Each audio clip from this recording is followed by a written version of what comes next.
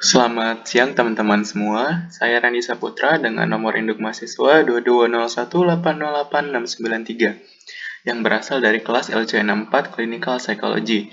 Pada video kali ini, saya akan membahas diskusi tentang etiologi depresi, yang mana telah kita tonton video sebelumnya pada tugas GSLC. Oke.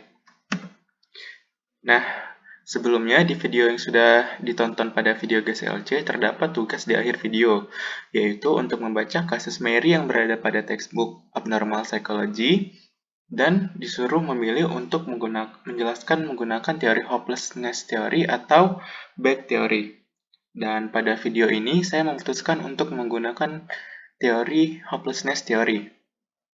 Pada teori ini, terdapat bagian yang menjelaskan bagaimana bisa terjadi gejala depresi, yang dimulai oleh adanya pengalaman buruk atau negatif yang terjadi pada seorang individu, yang kemudian karena pengalaman buruk tersebut, membuat seseorang itu mengatribusikan pengalaman itu menjadi sesuatu yang global dan stabil, serta mengaitkannya atau mengintegrasikannya untuk masa depan, atau mengartikannya untuk masa depan, bagaimana hal-hal tersebut menjadi dampak yang besar untuk masa depan dia.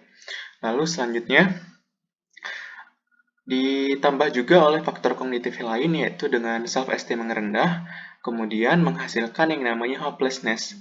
Dan dari hopelessness tersebut, itulah bisa muncul gejala depresi.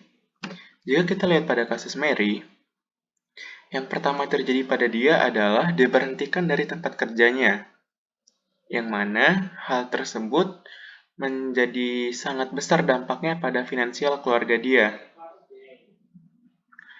Dan dari diberhentikannya dari tempat kerja tersebut, ia merasa bersalah karena kehilangan pekerjaan tersebut. Lalu berpikir dampak dari hal itu ke finansial dan hal-hal lainnya.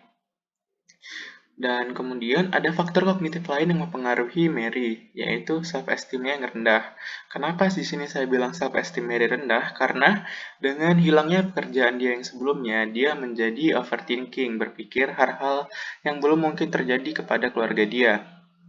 Dan hal-hal tersebut lah yang bisa menimbulkan adanya hopelessness pada diri Mary, yang kemudian menimbulkan gejala depresi pada diri dia. Seperti yang kita lihat pada cerita tersebut, dia menjadi susah tidur atau insomnia, dan juga berat badannya turun drastis, serta mengalami rasa lelah yang berlebihan, atau seperti orang yang kurang berenergi. Dan dari hal tersebutlah menjadikan adanya beberapa konflik dalam rumah tangga Mary, dan kemudian ia memutuskan untuk datang ke psikolog. Jadi, dari kasus Mary ini, gejala depresi yang muncul, dan saya jelaskan menurut teori hopelessness adalah sesuai yang saya sampaikan di PowerPoint ini, yaitu yang pertama diberhentikan dari tempat kerjanya, mendorong dia untuk berpikir yang tidak-tidak, dan didukung juga oleh faktor kognitif lain dengan self-esteem yang rendah, menghasilkan hopelessness dan menimbulkan gejala depresi.